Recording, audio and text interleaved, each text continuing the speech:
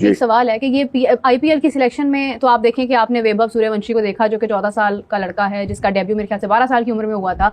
आप देखिए कि वो 1.1 करोड़ की उसकी ऑप्शन हुई है, उन्होंने उसको बड़ी अहमियत दी है। हाफिज साहब ने जो एग्जैक्टली बात की है, मैं उसको सेकंड करूंगी कि हमने पीएसएल में जो सिलेक्शन की है अपने खिलाड़ियों की, फ्रेंचाइजीज की अपनी मर्जी है, ओनर्स की अपनी मर्जी है, लेकिन क्या हमने उन पॉइंट्स को मद्देनजर रखा जिन पॉइंट्स को मद्देनजर रखते हुए हमें प्लेयर्स को बनाना चाहिए? बात पता है कि जिसके जितने वसाइल होते हैं उसी हिसाब से उन्होंने करना होता है। अभी आपने पैसों की भी बात कर दी, ठीक है ना, कि जी वो 16 साल का बच्चा है या 15 साल का, 14 साल का है और उसे ये इतने पैसे वहां से मिल रहे हैं, ये मिल रहे हैं। आप ये भी तो देखें कि उनके जो वसाइल हैं वो हमसे किस कदर आगे हैं। तो अहमियत देने की बात कर रही हूं। नहीं, अहमियत की बात नहीं है, ये वसाइल की बात है।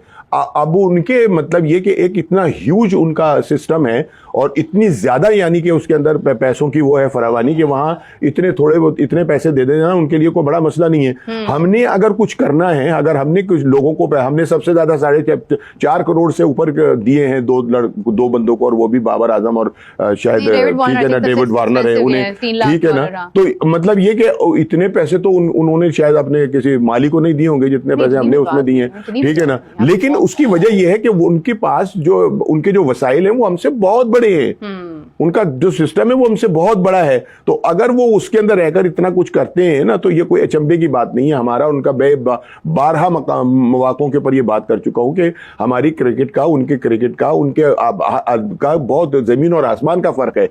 मुझे कल किसी दोस्त ने एक मैसेज किया, हाफिज साहब, और जहां आईपी और पीएसएल दिखाया जा रहा है उसने उसका मुआवजा किया कि किस कदर, मतलब किस परसेंटेज से व्यूअरशिप जो है, कि किस परसेंटेज से जो है वो दिखाया जा फर्क कई नहीं, यही तो बड़ी बात है। या फिर वो गलत है जो उसने भेजा है बनाकर, या फिर ये कि वो एक सोचने की बात है कि जहां पीएसएल कई जगहों के ऊपर और बड़े मुमालिक में जो हैं उनमें पीएसएल को देखने की रेशियो ज्यादा है आईपीएल के मुकाबले। बहुत ही सैड न्यूज है पीएसएल के फैंस के लिए, इस्लामाबाद यूनाइटेड के फैंस के लिए।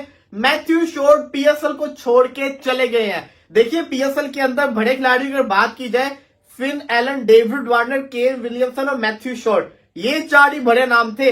विलियमसन अभी तक आए नहीं, मैथ्यू शॉर्ट ने एक मैच भी नहीं खेला, इस्लामाबाद की टीम के साथ थे। यही नहीं, इसी के साथ साथ आपको बताता चलूं, एलेक्स कैरी, तमीम इकबाल और अब मैथ्यू शॉर्ट, ये 3 खिलाड़ी जिसको कहते हैं ना पीएसएल से जा चुके हुए हैं। मार्क चैपमैन का अभी तक कुछ पता नहीं है, केन विलियमसन का पता नहीं है, वो कब पीएसएल के अंदर आएंगे, वो कब आएंगे पीएसएल के अंदर, ये पता नहीं है। अब एक और चीज सुनिए, जियो न्यूज के रिपोर्टर आरफा फिरोज ट्वीट करते हैं, वो कहते हैं कि ना पीएसएल की फ्रेंचाइजीज को स्पॉन्सर्स नहीं मिल रहे। मतलब कि इतना बुरा पीएसएल के ऊपर टाइम चल रहा है कि पीएसएल की फ्रेंचाइजीज के पास स्पॉन्सर्स नहीं है, जिसकी वजह से इनको हेयर ड्रायर, ट्रिमर वगैरह देने पड़ रहे हैं। ये बहुत सैड न्यूज है क्योंकि इनके पास स्पॉन्सर्स नहीं आ रहे। अकॉर्डिंग टू हिम इनके पास स्पॉन्सर्स नहीं आ रहे। बड़े बड़े स्पॉन्सर्स आएंगे तभी तो बड़े बड़े गिफ्ट देंगे ना। फिर उसके बाद ये कहते हैं कि ना पीएसएल का डेकेड अगर बात की जाए, 10 सालों की बात की जाए, तो पीएसएल की 2 फ्रेंचाइजीज जो है ना उनको प्रॉफिट ही नहीं हुआ है। तो इसके लिहाज से देखा जाए तो पीएसएल के लिए बहुत बुरी चीज है। पीएसएल के पॉइंट ऑफ व्यू से बड़ी बैड चीज है कि फ्रेंचाइजीज को अभी तक प्रॉफिट ही नहीं हुआ है। इससे तो लग रहा है कि पीएसएल की जो फ्रेंचाइजीज है वो डूब रही है। फिर कल मैं एक स्टेटमेंट देखा जिसके अंदर एक टीम के ओनर ये कह रहे थे कि हम कोई फ्रेंचाइज नहीं चाहती कि पीएसएल के अंदर कोई और टीम आए। किस लिए? क्योंकि फ्रेंचाइजी को फायदा ही नहीं हो रहा। Virat Kohli, the king Kohli, the chase master, RCB को मैच जिताने में कामयाब हुए हैं और बहुत ही अच्छे और शानदार तरीके से। अभी 7 गेंदें रहती थी और so many wickets in hand, 7 wickets in hand and 54 balls, 73 runs, not out. Virat Kohli एक दफा फिर शानदार बारी। चेज में भाईजान ये कोई आपको पता ना, हम कई सालों से देख रहे हैं। अब तो देखते देखते काफी मतलब दहाइयों से भी ऊपर निकल गए, 10 साल को दहाई बोलते हैं, उससे भी ऊपर निकल गए। हम देखते हुए आ रहे हैं कि ये बंदा जब चेज में बैटिंग करने के लिए आता है, ये खास है, ये यूनिक है, ये अनमोल है और एक दफा फिर पैनिक नहीं करता और जिस तरीके से रिलैक्स तरीके से अपोजिशन से मैच निकाल के ले जाता है, ये भाईजान कोई स्पेशल किस्म की कोई कंप्यूटर वाली अभी चिप जो है पता नहीं इजाद हुई है कि नहीं हुई, वो इस बंदे के दिलो दिमाग में वो चिप डली हुई है।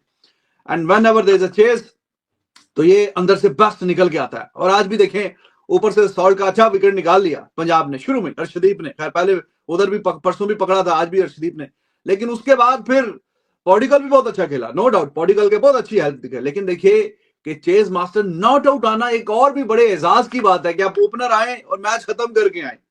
ये कल मैं जो एक बात कर रहा था वो ये बात कर रहा था कि जायसवाल दोनों मैच वो जो ऊपर नीचे हारे आ रहा है, वो ओपनर जा रहा है, रिक्वायर्ड रन रेट को मेंटेन करके नहीं खेल रहा, और जिस तरीके से फिर एंड पे आप मैच भी हार रहे, तो ये मजेदार काम नहीं है।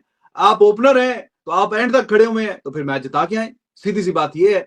और स्ट्राइक रेट ठीक है जिस तरह का रिक्वायर्ड था, क्योंकि 200 के पार का टोटल तो चेज नहीं कर रही थी आरसीबी, 158 रन करने थे, तो 150 के आसपास के टोटल में 135-40 रन का जो स्ट्राइक रेट है वो बड़ा शानदार होता है, बड़ा बेहतरीन। तो विराट कोहली आहिस्ता आहिस्ता अब से 3 मैच पहले ऐसा लग रहा था कि पॉइंट टेबल के ऊपर मुंबई इंडियंस की कहानी खत्म हो चुकी है, लेकिन आज ऐसा लग रहा है कि शायद मुंबई इंडियंस 3 मैचों में से लास्ट 3 जीत के अब 8 मैचों में इनके 8 पॉइंट्स हैं। ये अगर 2-3 और कंसेक्टिवली जीत के बैठ जाएं, ये पूरे पॉइंट टेबल को टॉपल कर देंगे, जो कि मिडवे स्टेज तक कोई नहीं सोच रहा था कि मुंबई इंडियंस की कहानी इस साल खत्म लग रही है।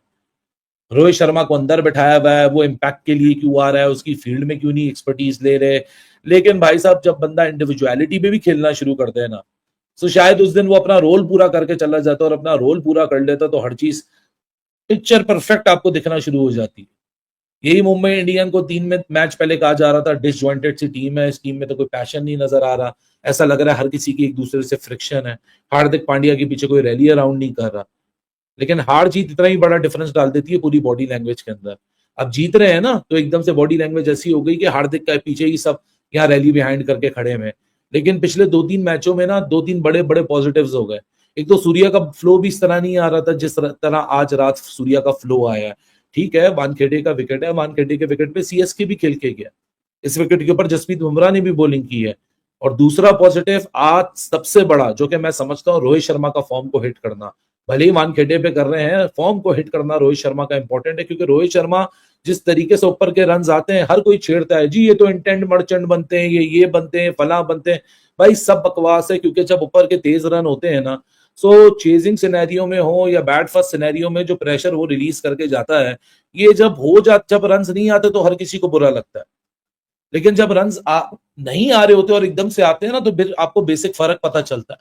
आज मुंबई इंडियंस जो यहाँ से कॉन्फिडेंस कैरी करके लेके जाएगी, 9 विकेटों से मात दी है।